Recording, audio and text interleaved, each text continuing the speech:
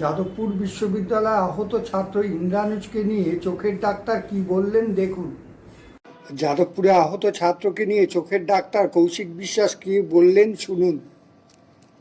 মনে হচ্ছে একজন আপনি বিশিষ্ট আই সার্জন, এটা দেখে কি মনে হচ্ছে?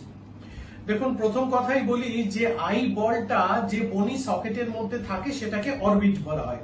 এবার যে ব্যাপারটা বারবার টিভি মিডিয়ায় প্রচার করা হচ্ছে যে গাড়ির তলায় পড়ে বা গাড়ির চাকাতে শুধু চোখে ইনজুরি হয়েছে, এটা অবান্তর, এটা অবাস্তব এবং এটা বামপন্থীদের একটা গোয়েবলসীয় কায়দায় মিথ্যা প্রচার। ঠিক যেটা আমরা আরজি করার ক্ষেত্রে আমি সোমা বলছিতে দেখেছিলাম, যেখানে যদি গাড়ির চাকায় কাউর ইনজুরি হয় সেখানে সেই পেশেন্টের ফ্রন্টাল, টেম্পোরাল, ম্যাক্সিলারি কোথাও কোনো ইনজুরি নেই, শুধু চোখে ইনজুরি। এটা কখনো হতে পারে না। কোনো গাড়ির চাকায় যদি পেশেন্টের ট্রমা হয় সেক্ষেত্রে তার শুধুমাত্র চোখে ইনজুরি, ফ্রন্টাল, টেম্পোরাল, ম্যাক্সিলারি, ফেসের আর অন্য কোনো বনে কোথাও ইনজুরি নেই। এটা সাইন্টিফিক্যালি অবাস্তব।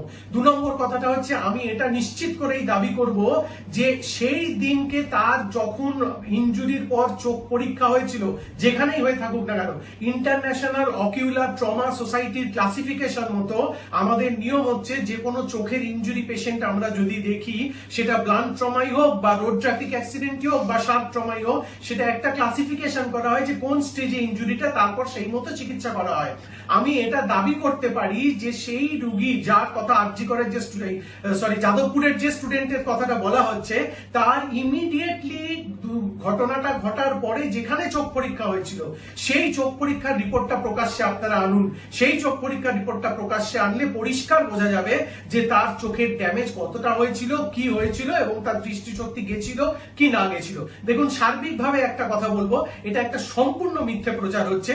যদি কোনো রোগীর, আমি এই ক্ষেত্রে বলছি না, যদি কোনো রোগীর চোখের লিডে কোথাও স্টিচ হয়ে থাকে, একটা বা দুটো বা যে কটাই হোক না কেন, কিন্তু তার যদি আইবলের অন্যান্য স্ট্রাকচার অক্ষত থাকে, তার কিন্তু সেক্ষেত্রে দৃষ্টিটা একদমই ঠিক থাকার কথা।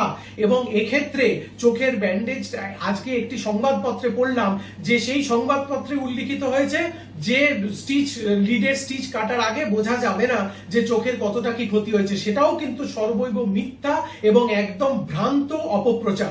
আমি দাবি করব যে প্রয়োজন হলে ওকে রিজিওনাল ইনস্টিটিউট অফ অপথ্যালমোলজিতে বা আরপি সেন্টার দিল্লিতে দেখিয়ে নিয়ে সেই রিপোর্ট জনসমক্ষে প্রকাশ্যে আনা হোক।